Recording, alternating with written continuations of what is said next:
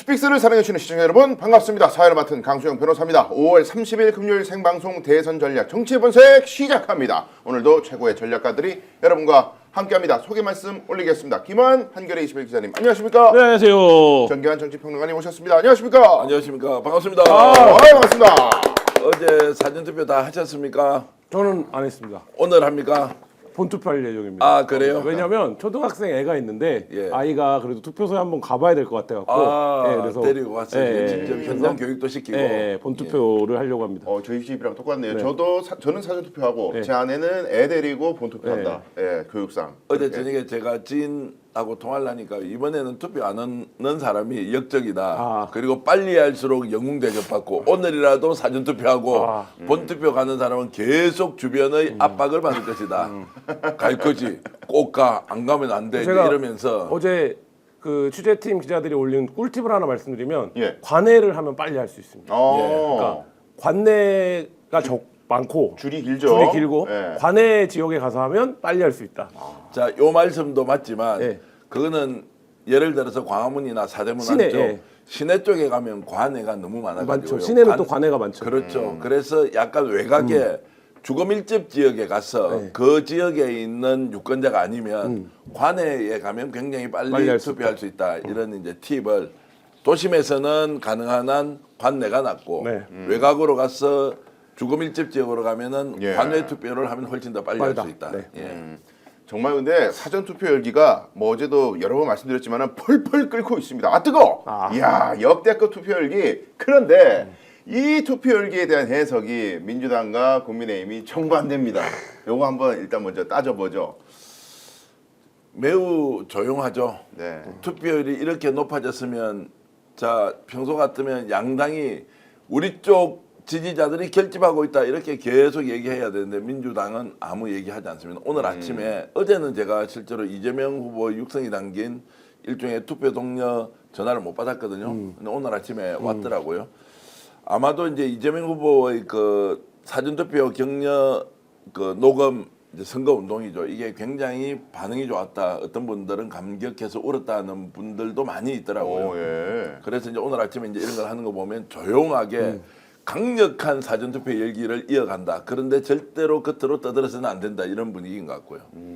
원래 사전투표를 원치 않는 또 정당이 있지 않습니까? 네. 이러지도 저러지도 못한 상황에서 김문수 후보는 하기는 했는데 왜 사전투표를 해야 하는지에 대한 설명이 한 1분 정도 걸려요.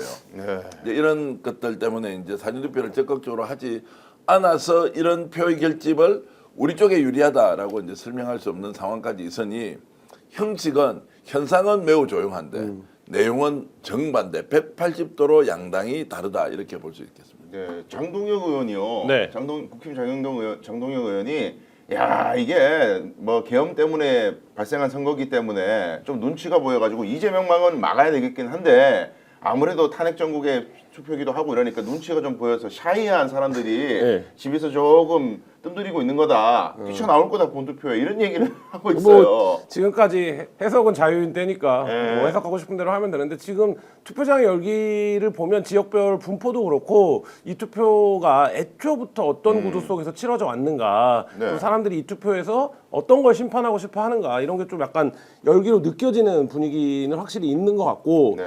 지금 이제 전 대표님도 말씀하셨지만 이 사전 투표에 대해서 국민의힘이 아주 일관된 그리고 지속적인 메시지를 냈던 게 아니라 계속적인 혼선이 있고 후보조차도 사실 이제 사전 투표를 지지하는 거야 안 하는 거 어제 그 가짜 뉴스도 아니다 굉장히 말들이 많지 않았습니까? 담화문 관련해서도 네. 뭐 그런 정도니까 이제 국민의힘 지지층들은 이걸 해야 돼야 말아야 되는 거야 망설이는 측면이 있고 반면에 민주당 지지층들은 이 선거의 성격이 뭔지를 우리가 분명히 보여주겠다 이런 이제 열기가 있어서 좀 약간 대조되는 양상은 있는 것 같습니다. 그러니까요. 이게 이제 민주진영의 결집이냐 보수의 결집이냐 뜨거운 선거 열기가 이거에 대한 해석을 지금 아전인수격으로 하는 사람들이 있는 건데요. 그 아전인수격으로 하는 사람은 정치적 목적을 가지고 하는 거고 있는 것을 그대로 그냥 설명해 주는 사람은 진실에 대한 전달이다 이렇게 이제 볼 수 있을 거고요. 예. 이렇게 사전투표율이 높다는 건 뭐 다 아시지 않습니까? 그 표가 어느 쪽으로 쏠림이 생겼는지는 우리가 말을 하지 않더라도 충분히 우리가 확신을 갖고 전망을 할 수 있는 거고요. 사전투표의 이 열기가 이제 오늘 계속 이어질 수 있느냐 없느냐 이 문제.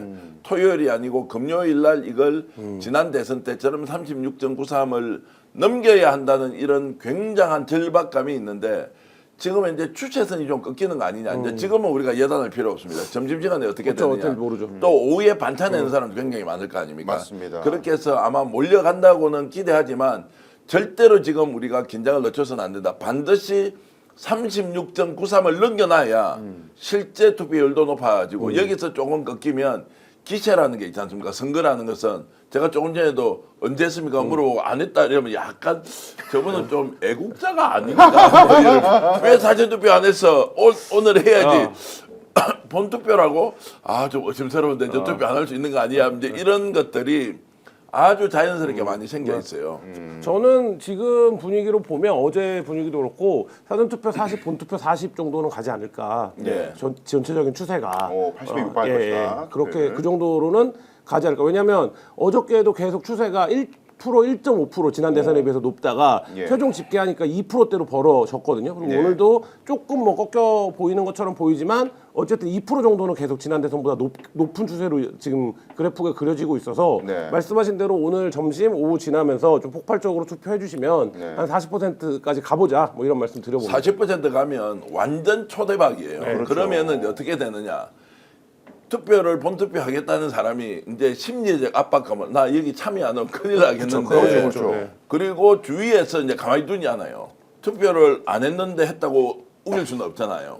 그러니까 주위에서 투표했느냐 안 했느냐 이게 이제 며칠 동안 정말로 지인들끼리 대화할 때 야 너 투표했어? 투표장 갔어? 어떻게 했어? 그때 어떤 재밌는 일이 있어서 수없이 많은 사람들이 정말로 각기 다른 지금 스토리를 밈이나 쇼츠나 그리고 자기 스스로도 이렇게 기분이 좋아서 파란 옷을 입고 간 제가 오늘 한번 보십시오. 이 파란색 재킷을 잘 안 입거든요. 아, 예, 저도 처음 봤습니다. 원래 셔츠만 이렇게 입는데 다 이렇게 일종의 상징 행위를 다 하고 있다고. 예. 어제 그 패션으로 정치를 하시는 두 분도 파란 옷을 입고 투표장에 가셨더라고요. 네. 박근혜 전 대통령도 왠지는 모르겠으나 파란 자켓을 입고 네. 왔고 저는 한동훈 후보는 일부러 그런 거라고 보는데 그래도 어쨌든 본인이 유세차에도 오르고 했었잖아요. 유세도 네. 했었는데 어제는 빨간 옷을 안 입고 파란 셔츠를 입고 투표장에 갔더라고요. 예. 자, 11시 투표율이 방금 지금 발표가 됐거든요. 네. 11시 투표율이 24.55%인데 네. 20대 대선 지난 대선 때가 23.36이었거든요. 그래서 네. 지금 불과 격차가 1.2가 채 안 됩니다. 1.19거든요. 예. 자, 조금 그래서 많이 좁혀지고 있습니다. 좁혀지고 있네요. 그러니까 제가 이제 맞춰서 뭐 제대로 설명한다 이런 걸 다 떠나가지고 진짜 긴장해야 된다고. 지금 일단 아침에 추체선이라는 게 있는데 이게 지금 이제 어쨌든 지금 이제 걱정이다. 이 걱정이라는 건 이제 점심 때 폭발적으로 늘어나야 되는데 이 방송 보시는 분들이 벌써 지금 10,000분이 넘지 않습니까?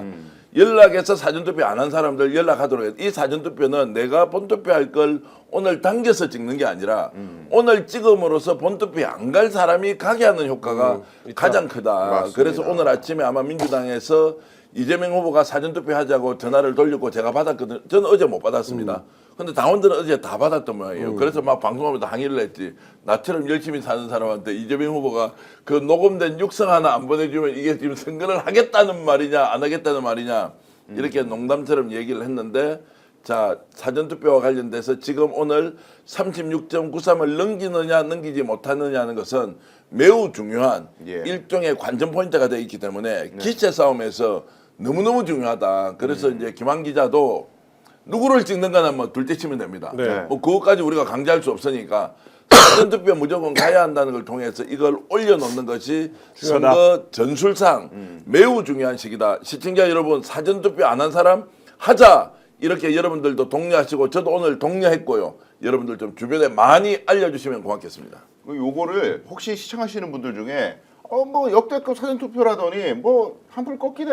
아니, 뭐 나중에 그렇진 되겠네. 않습니다. 이렇게 네. 해석하시는 분들을 위해서 제 의견을 좀 말씀을 드리면은 이번 선거는 보수에서 투표장에 많이 안 나오는 선거잖아요. 그렇죠. 기본적으로 지난 대선은 윤석열이나 이재명이냐 워낙 치열했기 때문에 박빙승부고 무조건 상대를 떨어뜨려야겠다는 에너지가 많다 보니까 양 진영이 다 결집했는데 사전투표에서도 마찬가지인데 근데 이번에는 보수가 투표율이 낮을 것으로 예상되는데도 이 정도 투표율이면 일단 분노한 사람들이 많이 나온 건 맞고 1,000만 명이 넘는 시민이 근데 이제 이것보다 더 해야 우리 대표님 말씀처럼 더 나와 주셔야 강력한 정치적 의사가 결집이 되고 본투표에도 이어질 수 있다. 자, 지금 이제 속보가 하나 나왔는데 어제 강남에서 대치동이었습니다.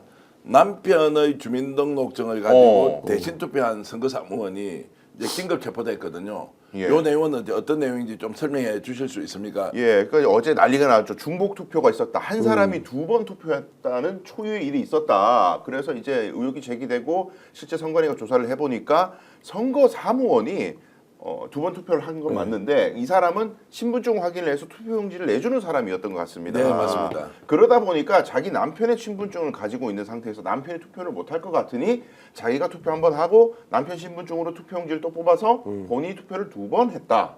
이거는 명백한 형사처벌 대상이다. 그럼요. 이런 이야기가 나오고 있습니다. 중범죄죠. 선거범죄에서 중범죄죠. 자, 이 사람은 이제 저도 아침에 이제 중앙선관위에 직접 취재를 해보니까 선관위 직원은 아니고 투표 종사자인데 이 사람이 이제 현직 공무원인지 아니면 계약직 공무원인지는 확인할 수 없고 남편이 투표를 못 하겠다고 하니 이거를 남편 신분증으로 쉽게 얘기하면 투표 용지를 뽑아주는 사람 있지 않습니까? 그 사람이 자기 신랑 걸 가지고 투표를 하면 하고 또 본인 걸로 가 투표를 하면 더 하니까 옆에서 다 쳐다볼 거 아니에요. 그렇죠. 제정신이 아니지. 네. 중대한 선거 범죄지 않습니까? 예. 그런데 지금 이걸 가지고 이제 부정선거 됐다고 벌써 나오니까 선관위에서 확인하자마자 바로 경찰에 수사 의뢰를 하고 오늘 경찰이 긴급 체포를 했습니다. 예. 자, 그런데 김한 기자 이거 하나 네. 여쭤볼게요. 이 사람이 누구를 찍은지 어떻게 알아요? 그 투표 도장이면 모르죠. 강남 같으면 네. 신랑의 정책 성향이 뭔지 알 수가 없잖아요. 대치동입니다. 게다가. 대치동이다. 알 수 없고 네. 그래서 이것은 그냥 투표용지가 들어가고 없는 거예요.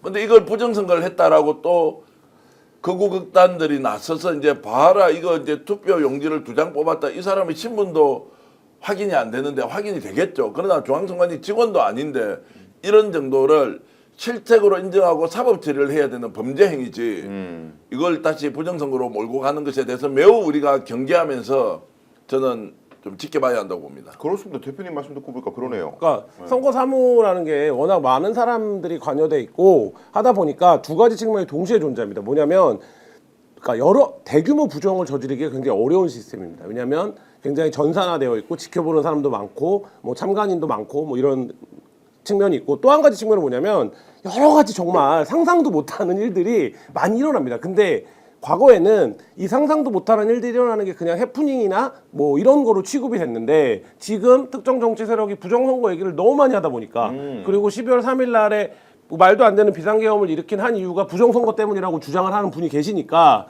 이게 이제 말하자면 이런 것들이 이거 다 부정선거 아니야? 이렇게 이제 되는데 지금 대표님 말씀하신 것처럼 선관위가 굉장히 역할이 중요합니다. 선관위가 어떤 거를 감추거나 숨기거나 하는 거 없이 사건이 벌어지거나 사고가 나면 그걸 있는 그대로 밝히고 우리가 그래서 이렇게 처리했다. 프로세스가 이렇게 된 거다. 과정은 이렇게 된 거다. 이걸 소상히 밝혀주면 돼요. 그리고 지금 한 4,300만 이상이 이제 유권자인데 투표를 하는 사람들인데 이 중에서 이거를 비율로 따지면 사실 0으로 수렴되는 비율이거든요. 극히. 예. 그렇기 때문에 지금 양처럼 기자들도 눈에 불을 켜고 보고 있어요. 왜냐하면 부정선거 계속 얘기해 왔으니까. 그러니까 여기서 선관위가 중심을 잘 잡고 뭐 욕을 먹을 수 있습니다. 당연히 이 선거 사무를 하는 동안 여러 일들이 벌어지면 그리고 선관위 입장에서는 억울할 수도 있어요. 얘 지난번 선거에서는 더한 일도 많았는데 다 기사화 안 되더니 왜 이번에는 이런 게 다 기사화 되는 거지? 라고 생각할 수 있지만 이번 선거의 특성상 어쩔 수 없다라는 측면을 받아들이고 선관위가 그거를 정확하게만 처리하면 된다 이런 말씀드립니다. 매우 신속하게 대응하고 있고요. 오늘 아침에 이제 전화를 하면서 한참 통화를 했는데 변명할 마음 전혀 없다. 선관위는 과거에 있었다는 이야기도 우리는 하지 않는다. 해프닝이라는 이 이야기도 하는 순간 이것도 오해를 받으니까 모든 걸 공개하겠다. 네, 맞습니다. 법적 처벌할 것하고 자 참관인을 포함해서 25만 명, 6만 명이 지금 들어가고 선거 관련된 종사자만 하더라도 그 정도 규모인데 어떻게 일괄되게 통제를 하고 있습니까? 도로에서 장비가 달리면 당연히 정상 운영하고 정속 운행해야 되지만 교통사고 일어나듯이 그것이 교통 자체를 도로를 없애야 될 정도의 상황이냐 아니냐 하는 것은 완전히 다른 문제인데도 불구하고 선관위는 있는 그대로 실시간으로 다 밝히겠다. 그리고 국민들이 판단할 수밖에 없다. 그리고 한쪽에서는 이게 부정선거론으로 몰고 가는 사람 그것까지 막을 길은 없고 어쨌든 국민들이 판단하도록 모든 것을 있는 그대로 다 드러내서 하겠다라고 하니까 어제 대리투표도 누군가 옆에 발견하고 신고했지 않습니까? 바로 경찰에서 경찰에 선관위가 고발을 했고 오늘 긴급 체포했지 않습니까? 이제 이런 방식으로 대처하는 수밖에 없지. 맞습니다. 그 외에는 다른 수단이 없다. 그리고 지금 오늘 사전투표하는 것도 특정 공간에 다 모아놓지 않습니까? 24시간 CCTV를 다 공개하거든요. 예. 거기에 시민들도 둘러싸고 있다고 하니까 선관위 경찰 다 가서 그냥 쳐다보고 있는 것이고 거기에 어떤 제정신 아닌 사람이 미친 짓을 한다. 그거 잡아가야 되는 거지 뭐 다른 수단이 있느냐고. 그것 때문에 그 행위를 그렇죠. 사전투표를 하지 않을 수도 없는 것인데 예. 이런 부분은 우리 국민들이 저는 냉정하고 그리고 이성적으로 충분히 판단한다라고 보고 있습니다. 그러니까 선거관리위원회에서 이 선거관리의 신비성을 높여서 신뢰도를 높여가지고 사회적 갈등을 없애도록 노력해야 된다는 건 뭐 상식적인 이야기인 건데 거꾸로 또 이야기하자면 이런 예외적인 사안을 두고 선거판 전체가 아예 부정투성인 것처럼 몰아가는 것도 대단히 위험하다. 위험하죠. 그러니까 예. 그 전략이 지금 근데 이게 국민의힘이 그런 전략을 피면 어떤 역효과가 발생할 거냐면 자기 지지층이 투표를 안 하는 일이 발생합니다. 왜냐하면 민주당을 지지하는 층들은 상대적으로 부정선거를 믿지 않아요. 네. 그러니까 부정선거 여부와 상관없이 내가 이번 선거에서 이 심판을 하겠다 이 의도가 굉장히 강한데 지금 국민의힘 쪽에서는 야 이거 우리가 지는 거니까 나라도 나가서 투표를 해야 되나라고 생각하는데 네. 국민의힘이 이걸 자꾸 부정선거 얘기를 해버리면 아 나 안 해야겠다 투표 부정선거야 어차피 전환길이 부정선거라 그랬어 뭐 이렇게 하는 유권자가 누가 많겠냐 이거 묻고 보면 국민의힘도 계산이 복잡할 겁니다. 자 수권 능력이 있다 또는 한때는 정권의 집권 여당이었다 그런 데서 일부 선거 사무에서 착오가 생기는 걸 보고 당연히 비판할 수 있지만 이것이 선거 부정이다라고 해버리면 그 사람은 정치를 할 자격이 있느냐 두 번째 수권 능력을 국민한테 검증하고 있느냐 예. 선거 제도 자체 선거 관리 자체에 대한 이런 불신을 국민들에게 보여준다 그래서 선거 결과가 이게 엉터리다라는 전제로 가버리면 자 우리 투표하는 분이 지금 몇 명입니까? 유권자가 지금 4,400만 명이 네. 넘고 80% 정도 투표하는 한 3,600만 명 정도 투표를 할 텐데 3,600만 명 중에 표 한 장, 두 장 예를 들어서 투표함에 한 장이 진짜 풀바리대가 붙어 있어. 풀바리가 뭔지 아시죠? 네. 세트가 네. 딱 붙어 있는데 세 번 들고 네 번 들고 다섯 번 들었는데 안 나와서 이게 붙어 있었어. 이게 지금 한 2년 지나서 발견이 됐어. 2년 지나서.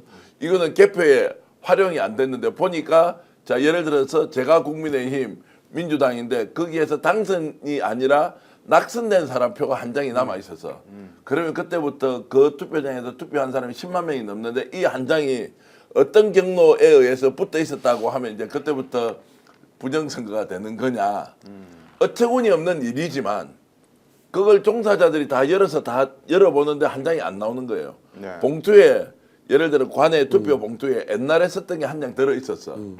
그러니까 그건 안 쓴 것처럼 돼 있으니까 이번에 그걸 썼는데 그 안에 표를 찍었던 투표 용지가 한 장 나왔어. 자 이제 이런 것들이 생길 수 있다는 거예요. 네.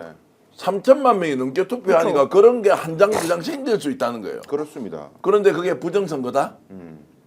한 표 차이로 당락이 왔다 갔다 했나? 그런데 그걸 가지고 이제 아 이게 아니다 발견됐기 때문에 20% 30%가 다 선거 조작이다라고 한다면 그것은 국민들이 유권자가 판단하는 수밖에 없죠. 예. 이거를 아니라고 입증을 어떻게 시키냐고요. 예.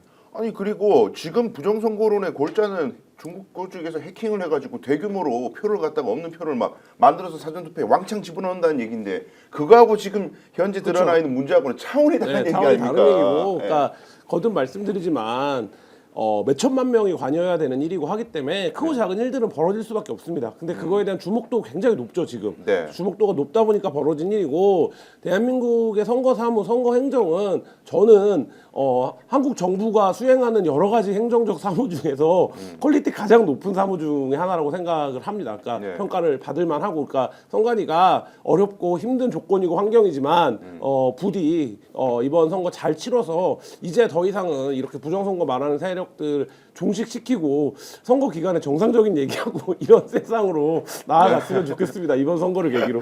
저는 선관위가 부정 세력 종식시킬 수 없다고 생각해요. 아, 뭐. 선관위는 선관위대로 일을 하는 것이고 국민들이 판단해서 이것이 이런 주장이 얼마나 얼토당도 하지 않는 것인지를 국민들이 판단해서 그 세력이 줄어들도록 하는 수밖에 없지. 네, 맞습니다. 영원히 대한민국을 전체주의, 종북 좌파, 주사파가 지배하고 있다고 생각하는 그 사람의 머리를 예. 어떻게 우리가 바꿉니까? 그 생각을 어떻게 바꾸냐고. 그러게요. 같이 살면서 그 사람을 특정한 정치적 사안에 대해서는 그냥 배제의 방식으로 우리가 살아가는 수밖에 없지. 그 사람 어떻게 다 설득하냐고요. 네, 맞습니다. 그래서 여러분들께서 이제 투표로 대표님 말씀하시는 것처럼 투표로 의사결정을 해서 이런 거 부정선거는 제발 좀 지긋지긋하다 없어졌으면 좋겠다 하는 희망이 있으시다면 투표하시는 거 외에 다른 길이 마땅히 없다. 그 말씀을 다시 한번 강조해 드리겠습니다. 아침부터 벌써 13,000명 넘는 분들이 많이 들어와 계신데 제가 이렇게 체크를 해보니까 말이죠. 좋아요가 4,000개가 채 안 되고 있습니다. 여러분 요거 조금 부진합니다. 여러분 많이 좋아요 눌러주십시오. 스픽스 잘한다. 정기환 정치평론가 잘한다. 김한 기자 잘한다. 강수영이 진행 잘한다. 그렇게 생각하시는 분들 좋아요 팍팍 구독도 팍팍 눌러주시면 대단히 감사하겠습니다. 야, 이제 좋아요를 눌러주기는 주겠는데 조금 압박이나 강요를 좀 느껴지는데 실제로 그래도 좋아요 눌러주시면 더 많은 분들이 일단 보고 제가 재밌는 내용 이렇게 올려주신 거 좀 소개 좀 해드려도 되겠습니까? 네. 자, 즐겁게 살자님, 커피 쏘던 돌체구스토님, 크림베리님, 여러분들이 이제 의견을 주셨고 강꽁이님, 동정순님, 그리고 생명님, 핫듀님, 여러분들이 이제 의견 주고 계신데 이런 말씀이 많으시네요. 이제 어제 전화를 받은 사람이 오늘도 이재명 후보의 전화를 받았다. 오늘 내가 다시 전화 받았다. 이제 이런 분들이 좀 많이 올라와서 어저께는 실제로 약간 저는 소외감 느끼겠대요. 전화가 안 왔어. 저도 안 왔어요. 그 당원이 아니어서 안 왔다 이렇게 생각했는데 오늘도 안 왔어요. 저 안 왔습니다. 그러니까 별로 안 좋아한다고. 김문수한테만 왔어요. 어떻게 된 거야 이거 도대체? 대구에 살고 있으니까 김문수한테 왔는지 모르겠는데 이 전화 한 통이 정말로 중요하구나. 그래서 제가 오늘 아침에 전화를 받아보니까요. 뭐 기분이 약간 괜찮더라고요. 그래도 대통령 후보가 딱 전화해서 국민 여러분 지금은 뭐 이렇게 하는데 사전투표 꼭 좀 해주세요. 갑자기 내가 약간 대우받는 느낌. 그렇게 해서 제가 민주당 국회의원하고 통화했죠. 야 마지막 선거 너는 그 선거 비용이 내가 얼마 드는지 모르겠는데 유권자들 상대로 후보가 직접 전하는 방법 그거 정말 좋다. AI도 시키지 말고 이거 한번 해보라 하니까 와 굿 아이디어입니다라고 하는데 이분이 캠프에서 얼마나 영향력이 있을지는 제가 잘 모르겠습니다. 하여튼 네. 그런 느낌이 들더라고요. 그리고 여기 이제 심플라이프님이요. 심플라이프 25 타임이라는 분인데 도장 찍는 네모칸이 너무 작아서 떨면서 찍었다. 네. 이재명 후보도 나 선거할 때 이거 아우 이거 잘못 선 넘으면 어떡하나 걱정되면서 했다고 그랬는데 어르신들 제가 말씀 들어봐도 좀 손이 떨리시거나 이런 분들 많잖아요. 그래서 힘들대요. 칸이 너무 작아서. 좀 크게 만들어 달라. 그러니까요. 좀 넓혔으면 좋겠어. 이게 투표지 좀 크게. 정기환 대표 지금 방금 발언을 네. 그 쇼츠로 만들어야 될 것 같아요. 네. 나 살짝 설렜어 이거. 아니 김정인 선생님도 조금 전에 대표님 전화 받았는데 이게 뭐냐면 육성으로 동시에 뭐 100만 명, 200만이 보낼 거 아니에요. 네. 그래도 이재명 후보가 직접 딱 전화를 해가지고 이렇게 하니까 갑자기 제가 이재명 후보 대화는 아니지만 네. 이런 느낌으로 시청자 여러분들도 아마 느꼈을 것 같은데 좀 전에 대표님 전화 받았습니다 이러잖아요 이게. 대표님의 전화는 솔직히 이야기하면 아니지 않습니까? 대표의 육성이 녹음돼 있는 전화를 받았는데 다 사람들 느끼면 난 이재명 대표한테 직접 전화 받았다. 그것도 사실 아니에요. 뭐 그렇게 얘기한들 이게 그렇죠. 허위 사실이 될 게 아닌데. 예. 그래서 이제 이런 것 때문에 와 저는 어제도 오늘도 방금 받았네요. 사전투표 어제 했습니다. 햇살에 그 얼굴에 햇살님 이렇게 주셨고요. 그 많은 분들이 아마 오늘 전화를 받고 아마 민주당에서 이게 효과가 좀 있다. 02로 전화 오면 받으세요 이렇게 주셨고요. 그리고 이제 야 소연님은 이렇게 했네요. 저는요 어제 오늘 2번 이재명 후보 전화 와서 너무 좋았어요. 우와, 감사합니다. 2번 또 받으신 이번은 2번 받아서 그래 기분 좋다라고 하는 걸 보면 참 정말로 대단하십니다 국민 여러분. 그렇습니다. 다 채팅 많이 올려주고 계신데 혹시 제가 제안 하나 드리면은 여기 지금 시청하시는 분들 중에서도 아직 혹시 투표 안 하신 분들 있을 수 있기 때문에 우리가 분위기를 한번 보여줬으면 좋겠습니다. 시청자분들, 스픽스 가족 여러분들 사전 투표 하셨으면은 채팅창에 나 어디서 투표했다 지역을 한번 딱 눌러주시면은 뜨거운 열기 우리가 직접 한번 확인해봤으면 좋겠습니다. 어디서 투표하셨습니까? 올려주시면 많이 소개해드리도록 하겠습니다. 전화가 이재명 후보 말고도 김문수 후보 쪽에서도 많이 오는 모양이에요. 네, 김문수 후보도 많이 그래서 오고 짜증나서 오자마자 바로 끊습니다. 이렇게 얘기를 하는데 야 어제 저는 김용만 의원한테 전화를 받았어요. 김용만 의원이 김구 선생 외손자입니까? 친손자입니까? 하여튼 그렇죠. 저도 2번 받았습니다. 두 번 받은 분 많네요. 네. 사전투표 빨리 하자. 사전투표 하자. 와 양산 청소 쭉 좀 읽어주십시오. 많이 와, 올라왔네요. 지금 너무 빨라가지고 제가 읽기가 야 대단합니다. 세종, 은평, 원주, 제천, 청주, 대구, 달서구, 인천. 잠 글이 너무 빨리 올라가요. 예산, 와. 시흥, 공릉, 울산, 상하이 그리고 미국도 주셨고 부산, 만덕, 안양. 야 이번에 재외국인 투표도 사상 최대치입니다. 재외국인 그렇죠. 네, 외국에 예. 계신 거의 분들도 80% 육박하죠. 외국에 계신 분들도 뭐 4시간 차 몰고 가서 투표했다 이런 분들 굉장히 많더라고요. 네. 유독 저는 대구에서 하다 보니까 대구 분들 많이 보이네요. 제 눈에는. 야 오늘 약간 소외감 또 우리 시청자 여러분이 한 번 더 저한테 주시는데요. 그 이재명 후보 전화 2번 받았다는 분은 2번 계속 써서 2번 이렇게 올려주시네요. 저는 한 번 받았습니다. 그래도 다행입니다. 혹시 안 받은 분들을 위해서 민주당에서 더 열심히 전화를 돌려가지고 국민들이 이재명 후보 직접 전화를 받도록 하면 효과 상당히 좋겠다라는 제안을 드립니다. 네. 그리고 참 이 와중에 또 한 남자의 입이 주목되고 있는데 말이죠. 사전 투표에 대한 여러 가지 지금 이제 관리에 약간 모자란 점이 발견되다 보니까 요거를 또 이용해가지고 오늘 어떤 사전 투표에 대해서 또 재뿌리는 얘기를 하지 않을까. 본인은 또 어제 사전 투표를 해야 된다 얘기를 네. 했다가 또 오늘은 또 어떤 또 반대 목소리를 내지 않을까 제가 조금 예의주시하고 있는데 어제 김문수 사전 투표 동료에 대한 인터뷰 영상을 가지고 말이죠. 부정선거를 주장하는 사람들이 부정선거 감시단이라고 표현되는 그 사람들이 그거 딥페이크 영상이야. 네. 가짜야. 네. 이렇게 거의 지금 분열되고 있습니다. 자아들이. 야 이거 정말 김문수 후보는 오늘 사전 투표에 대한 입장을 바꿀까요? 어떻게 보세요? 바꾸지 않을 거예요. 왜냐하면 그대로 하자. 그러니까 예를 들면 이게 결정적으로 불리하거든요. 예를 들면 저쪽 지지하는 사람들은 투표할 기회가 3번 있는데 3일 있는데 우리는 한 번에 하자. 이거는 시작부터 불리한. 오늘 아침에 그래서 김재원 그 비서실장도 나와갖고 그 얘기를 하더라고요. 우리는 사전 투표를 하라는 입장이다. 그러니까 그 뭐 사전 투표를 하지 말라는 담화문은 가짜다, 조작된 거다. 상대 진영에서 만든 건지 모르겠다. 이렇게 얘기하면서 그건 김문수 후보의 뜻이 아니다. 전혀 상관없다. 이렇게 얘기를 하고 있거든요. 그러니까 어쨌든 표면적으로는 사전 투표를 적극적으로 해달라 이 입장을 유지해 갈 겁니다. 네. 다시 한번 그 김문수 후보의 사전 투표에 대한 공식 입장 영상 어제 역전의 용사에서도 여러분들께 소개해드렸었는데 그 영상 잠깐 보고 다시 돌아오도록 하겠습니다. 싱크가 안 준비되어 있나요? 싱크가 좀 이따 준비되면 다시 제가 말씀드릴게요. 자, 그래서 지금 이런 상황에서 도대체 국민의힘은 선거 전략이 뭐냐? 선거 전략이 투표를 독려하자니 이때까지 사전 투표하면은 부정선거 말린다고 얘기를 했다 보니까 투표 동료도 자신 있게 못할 것 같고 그럼 이재명 욕만 할까? 오늘도 이재명 욕을 한번 해볼까? 무슨 전략인지 잘 모르겠어요. 이제 본능적으로 움직인다는 표현이 있잖아요. 무슨 계획, 목적, 전략, 전술 뭐 이런 걸로 하는 것보다는 지금은 그냥 6월 3일 날 대선일이 결정돼 있으니까 거기에 맞춰서 그냥 우리가 최소한 할 일을 하자 이제 이런 것이고요. 전략 전술이 부재한 상황 그리고 끌려가는 선거 그리고 대중들이 관심 보이지 않는 것도 너무나 잘 알고 있어요. 네. 그래서 지금 막바지에 이제 지역구 국회의원들이 다 문자 보내고 김문수 육성 녹음 보내면서 선거운동을 하지만 반향이 이제 제대로 일어나지 않는 걸 잘 알고 있으니까 결국 무슨 핑계를 찾을 겁니다. 계속 패배에 대한 핑계를 누구로 할 거냐. 이준석 때문에 패배했다. 단일 안 돼서 패배했다. 예. 두 번째 이제 선거 부정 이거 생각보다 심각했으니까 국조나 이런 걸 통해서 부정선거 있다. 쉽게 얘기하면 집권 여당이 되고 새로운 정부가 출범하는 쪽에 뭔가 발목을 잡을 수 있는 요소를 이번 선거 기간 안에서 모아가는 수밖에 없다.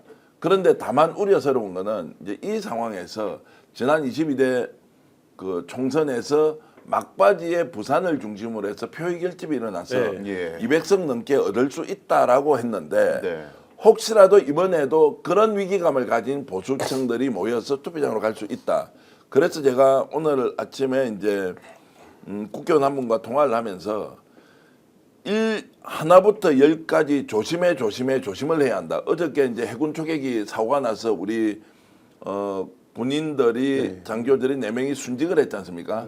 그래서 민주당이 바로 발표한 게 뭐냐면 절대로 전국 어느 선거운동에서 유세장에서 춤을 춘다든지 오히려 이거를 너무나 이렇게 좀 업된 상태에서 하지 말자라고 했거든요. 예. 근데 이게 전달이 100% 안 되잖아요.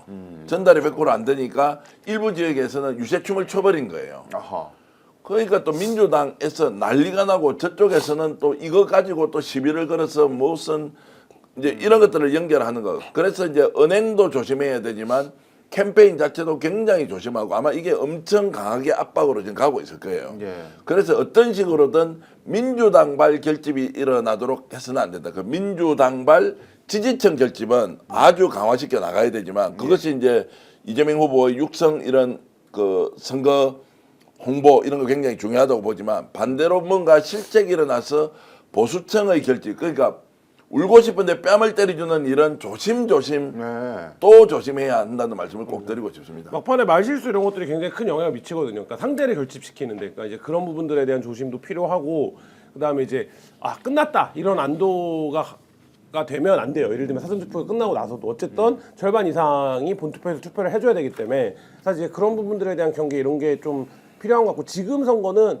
국민의힘이 본인들의 힘으로 뭔가를 뒤집거나 없거나 이런 역량이나 어쨌든 실력이 없다라는 거는 기간 내내 확인이 되어 왔고 그럴 수 있는 구도도 아니었고 라고 본다면 지금 말씀하신 것처럼 민주당의 막판에 어떤 말실수라든지 아니면 상대 진영을 결집시키는 어떤 그 소재를 제공하는 행위 뭐 이런 것들에 대해서 진짜 그 낙엽도 조심한다는 말이 있듯이 네. 그렇게 이제 지내야 되는 때가 마치 이제 막판 5일입니다. 그러니까 잘했다고 칭찬하는 것도 있고 이것은 격려죠.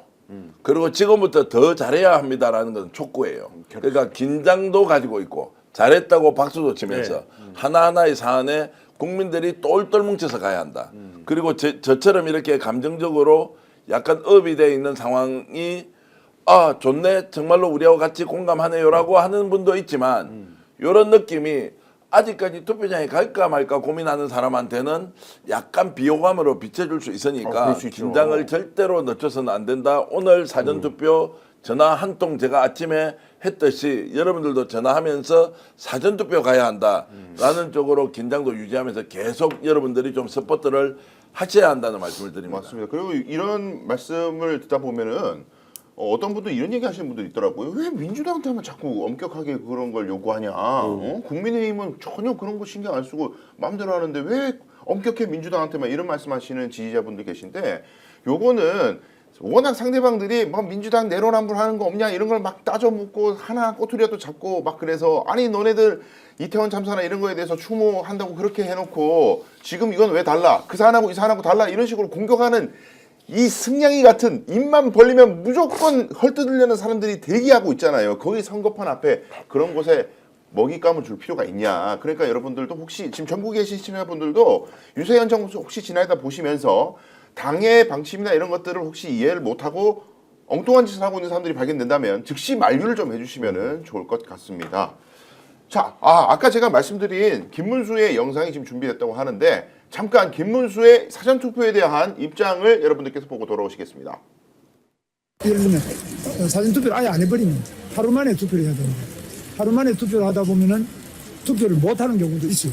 저희는 사전투표의 문제점을 보완하면서도 또 투표를 반드시 할 수 있도록 해야 되는데 반드시 하기 위해서는 이 사전투표도 참여하는 것이 필요하다. 사전투표를 다 안 해버리면 그거는 그만큼 이 제도를 개선하고 없앤다든지 이런 것들은 저는 찬성하는데 만약 안 해버리면 전체 투표율이 낮아지기 때문에 상당히 문제가 있고 우리가 불리해지기 때문에 일단은 제가 먼저 투표를 한 겁니다.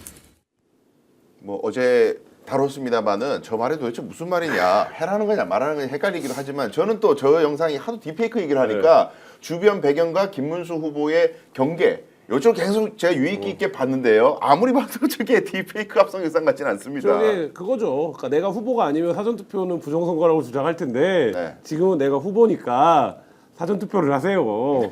그게 다 내 표니까 그러니까요. 찍으면 이 얘기인 건데 저게 말한 대로 논리적으로 그러니까 논리적으로 충돌하는 논리고 네. 사실 정치인이 피해야 되는 가장 비겁한 태도 중에 하나죠. 예를 들면 본인이 부정선거론을 주장하는 윤석열을 여전히 끊어내지 못하는 세력의 표가 중요한 거면 그러면 이제 그 얘기를 자기도 그 생각이면 그 얘기를 하든가. 근데 그게 아니라 지금은 이제 태극기 집회에서 마이크 잡는 연사가 아니지 않습니까? 예. 국민의힘의 대선 후보다 보니까 그쪽도 생각이 좀 나고 옛날 생각도 좀 나고 근데 지금은 그 얘기만 하면 안 될 것 같고 그러다 보니까 사실 같은 시간에 저 짧은 시간에 논리적으로 충돌하는 얘기를 버젓이 하고 있는 거죠.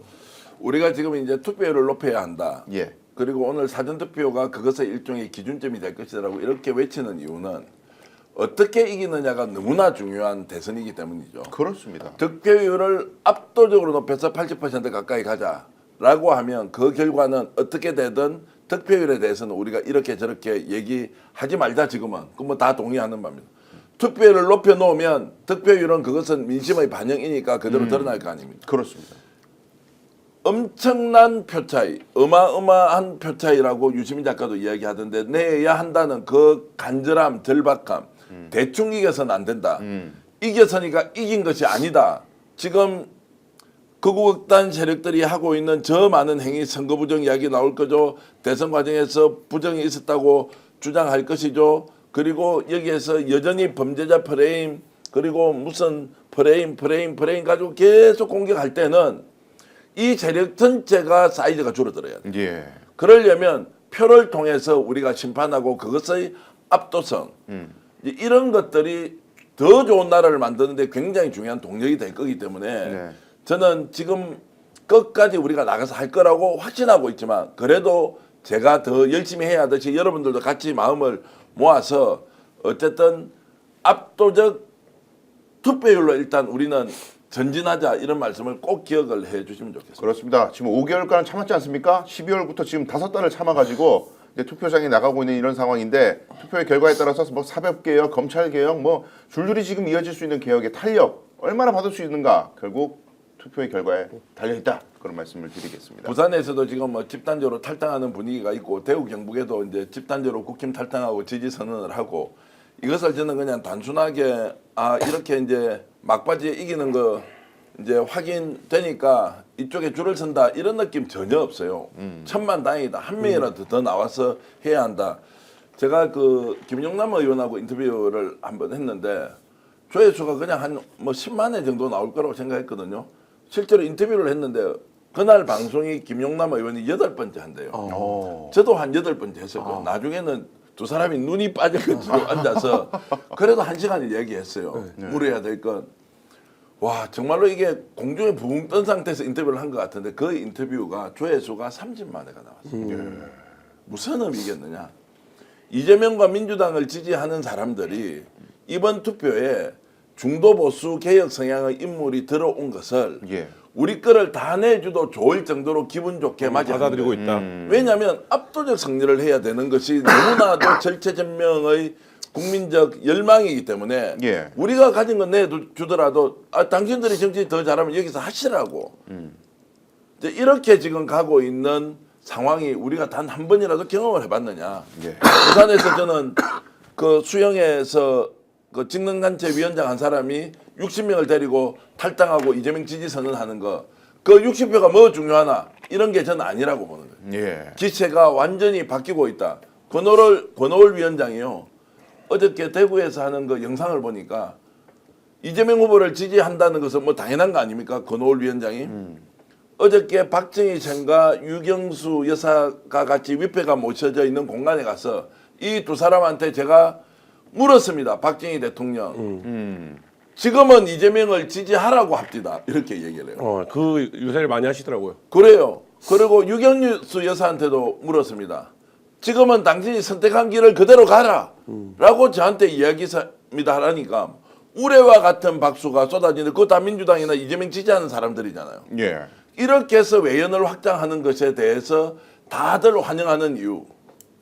우리는 압도적으로 이겨버려야 한다는 것. 이거 이제 버리지 않고 가지고 있기 때문에 예. 반향들이 계속 이렇게 저는 커져 나간다고 봅니다.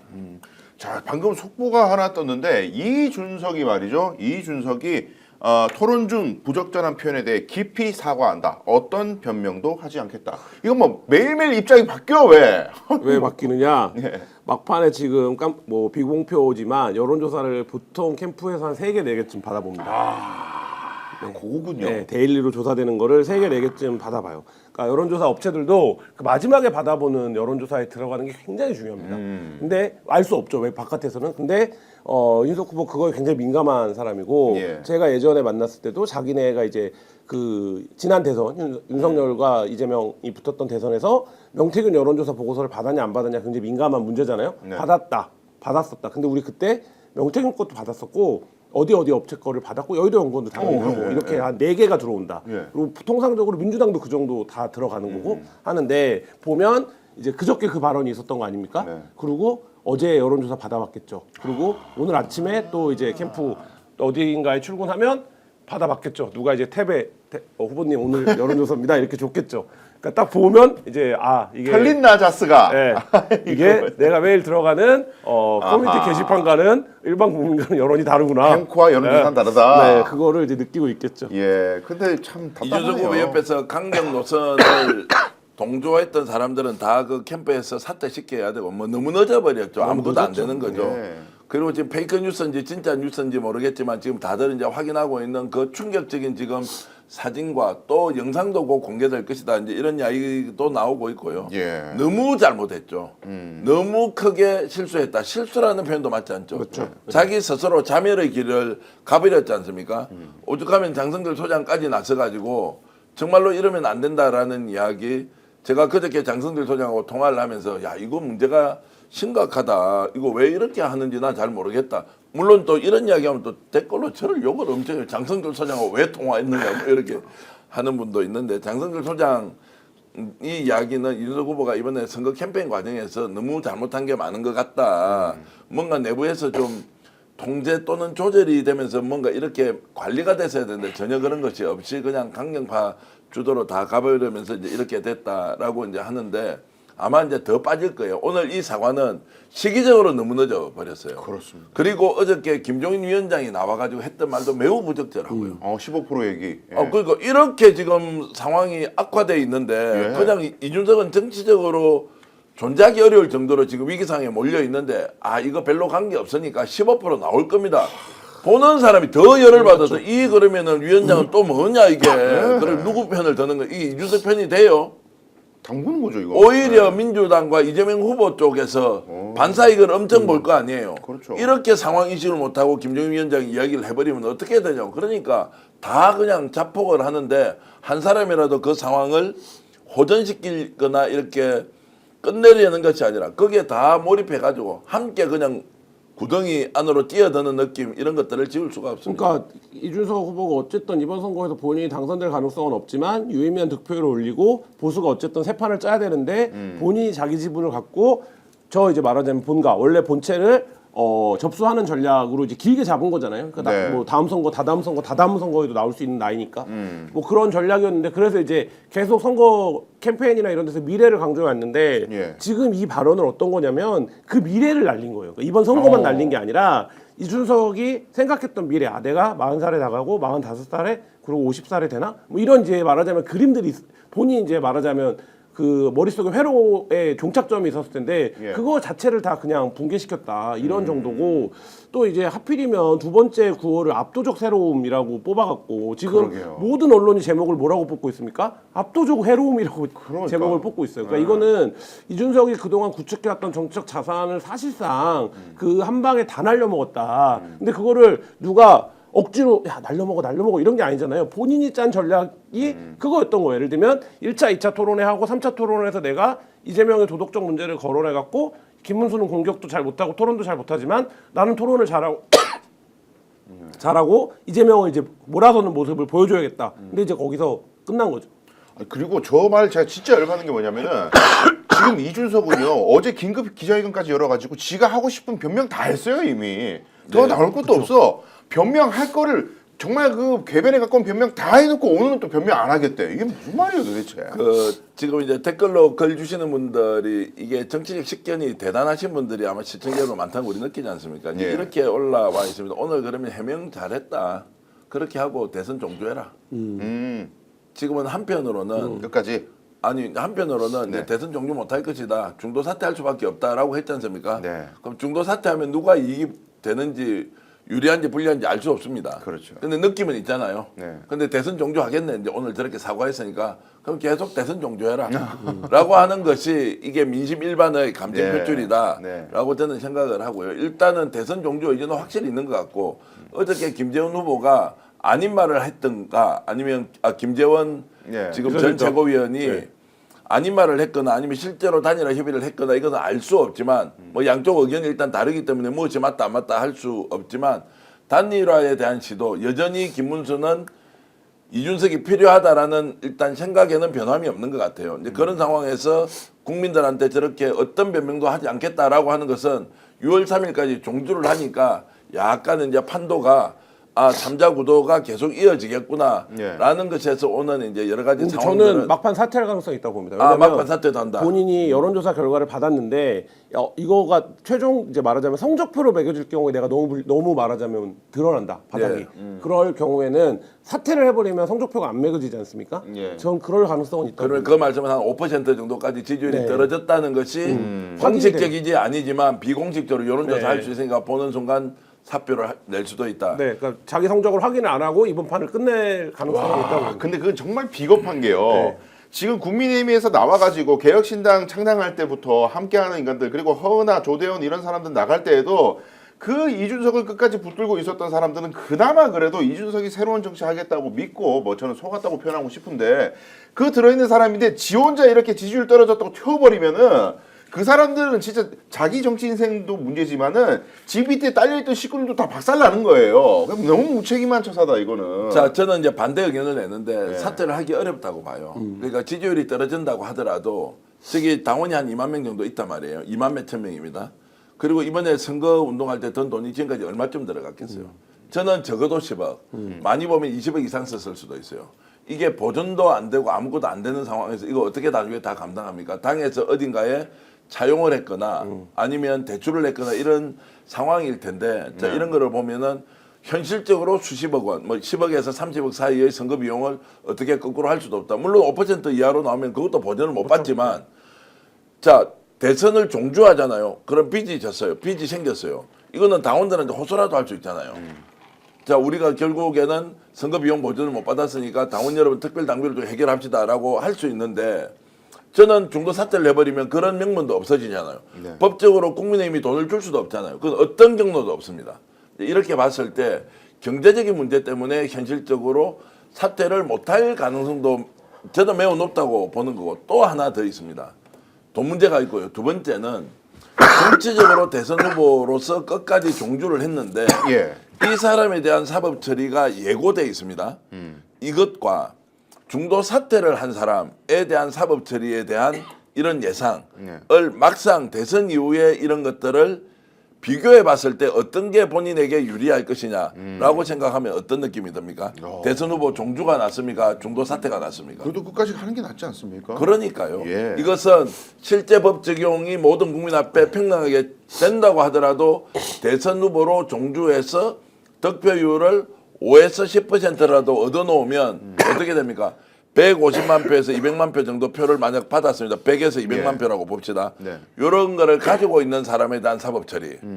그때 자기 막 아니라고 자기 항변할 거 아니에요. 예. 이제 이런저런 것들을 종합적으로 봤을 때 경제적인 문제 그리고 대선 후보로서 끝까지 종주하는 것과 지금 사퇴하는 것 이걸 비교하면 저는 김한 기자 의견과 반대 예. 의견을 내겠습니다. 시청자 여러분들은 어떻게 보시는지 채팅창으로 이준석이 사퇴할 수도 있어. 사퇴할 거야. 아니야. 끝까지 달릴 거야. 저도 예. 사퇴한다 이런 말, 할 수도 사퇴한다 있다. 이런 단언이 아니라 할 수도 있다. 사퇴할 가능성도 가능성이 있다. 있다. 할 수도 예. 있다. 할 수도 있다. 아니다. 지금 뭐 예.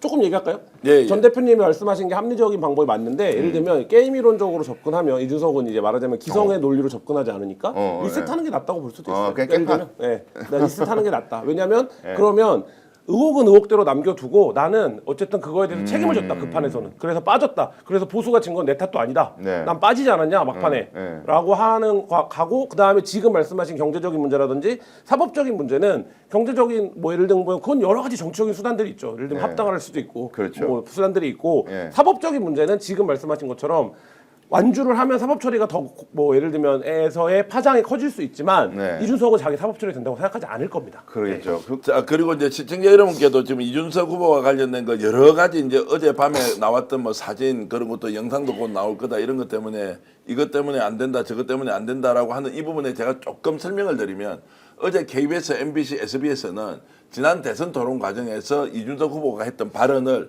모든 방송사 녹화본에서 다 없애기로 했어요. 네, 무금 처리하고. 저희들도 이제 다 빼낼 거예요. 예. 그 발언 자체가 가지고 있는 그 사회적 해악 문제 때문에 예. 그리고 어젯밤부터 이제 갑자기 올려온 이상한 사진들이 있어요. 이거 여러분들 확인되지 않았습니다. 지금은 페이크 뉴스라고 단정할 수도 없지만 그 사진이 맞는 거다라고도 우리 할 수 없습니다. 이것은 확인이 되지 않으면 쓸 수 없고 당사자가 인정하지 않으면 쓸 수 없는 것이기 때문에 이런 것 가지고 이준석 후보를 공격하는 것은 비판받아야 할 지점에 대해서 비판하는 것은 당연하지만 확인되지 않은 걸 가지고 이야기를 하는 것은 직접 당사자가 아니면 네. 예를 들어서 아이카이스트의 김성진 같은 사람은 지금 감옥에서 이준석의 그 당시 패를 폭로하겠다고 이야기한 이 사람은 사실이든 아니든 이해 당사자예요. 이 사람의 주장은 우리가 받아쓸 수 있지만 네. 간접적으로 넘어오고 자 출처가 불분명하고 그리고 올린 사람의 인적 정보가 없는 상황에서 그 부분을 우리가 맞습니다라고 하는 것은 언론으로서 할 일은 아니다라는 말씀을 좀 드리면서 네. 그래도 우리가 좀 더 합리적으로 봐야 할 부분과 그리고 좀 이성적으로 판단해야 할 부분을 좀 이렇게 가지면서 함께 의논하면 좋겠습니다. 그러니까 이준석이 근데 이제 갈라치기 전문가 아니겠습니까? 이준석이 이 나라를 생각하는 마음이 조금이라도 있다면 갈라치기 전문가로서 보수표 갈라치기 한번 하고 깔끔하게 정치의 뒤안길로 사라지면 어떨까? 저는 그런 개인적 의견을 한번 내보는데 방금 대표님 말씀하셨던 이제 과거에 이제 이준석 선적대 의혹에 관한 이야기들이 계속 나오고 뉴스타파에서 그 핸드폰 휴대전화의 포렌식을 입수를 해서 보도를 하는 바람에 김성진 씨와 이제 또 장모 씨라는 분이죠 아마 그분 사이의 대화 내용 뭐 유성으로 모셔라 뭘 줘라 이런 내용들이 대화가 나오는 바람에 지금 다시 한번 이제 점화가 크게 되고 있는데 그런데 이준석 후보는 하여튼 자기한테 불리한 내용에 대해서는 일절 입장이 없습니다. 없고 예. 이제 그 얘기만 하고 있는 거죠. 그러니까 무혐의 처벌을 받았다는데 그것도 이제 이거에 대한 무혐의가 아니라 이제 예를 들면 혐의를 섞어서 비틀어서 이제 얘기를 하는 방식이고 이거에 대해서는 얘기 아예 지금 이제 사실상 대답을 회피하고 있는 거죠. 예, 그러니까 어떻게 가야 될까요 이걸? 예. 자, 어쨌든 이제 이런 상황을 좀 더 보시죠. 이준석은 이제 자신의 정치적인 이제 미래가 어떻게 되는지 본인도 잘 알고 있을 거고요. 이제 이런 것들을 지금은 조금은 이성적으로 우리가 이제 판단할 필요가 있다고 생각합니다. 제가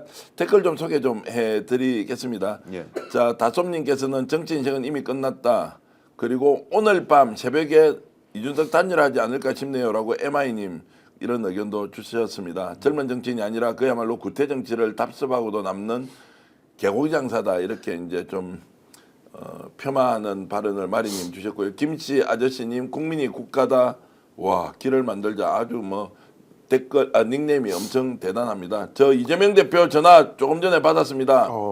사투 어제 새벽에 했는데 이재명 힘내라 동지들이 함께하고 있다. 우와 국민이 국가다 대단한 글을 주신 분인데 이분 실명이 뭔지 참 궁금합니다.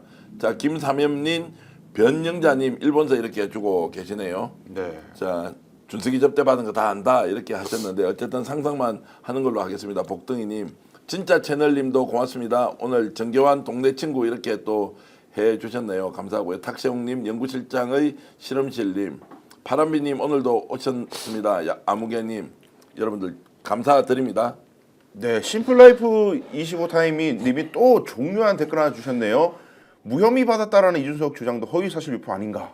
이거는 뭐 접대 여부를 떠나서 검찰이 처분한 거 공소시효가 지났다는 얘기지 무혐의가 아닙니다. 이 부분 제가 봐도 공직선거법 허위사실 공표 문제 충분히 될 수 있을 것으로 보이네요. 자 다솜님께서는 왜 나한테는 전화 안 오는 거야? 이재명 후보 전화 안 오는 것 뭐 그게 섭섭하게 생각하는 일 아니고요. 전화번호가 없으니까 못 하는 건데 그 정도로 국민들을 상대로 열심히 이제 지금 선거운동을 하고 있다는 걸 아시고 그 좀 우리 다솜님께서 더 열심히 좀 노력을 해주시라고 제가 부탁드립니다. 전화 못 받은 분 이 앞에도 있습니다. 이분은 네. 김문수 전화만 계속 받았다고. 제가 진짜 김문수 목소리 듣자마자 에이 지금 제가 전화를 계속 소리 치고 있습니다. 전화 좀 부탁드리겠습니다. 이재명 후보 측에서 전화가 안 와요. 자, 여러분들께서 또 착각하시면 안 됩니다. 내일 토요일에 선거하면 되지 뭐 혹시 아직까지도 이런 오해하고 있으신 분이 계십니까? 내일은 사전투표가 없습니다. 사전투표 하실 분들 오늘 안에 6시까지 하셔야 된다는 것 다시 한번 강조드리면서 도움 주시는 분들 말씀을 전해 올리도록 하겠습니다.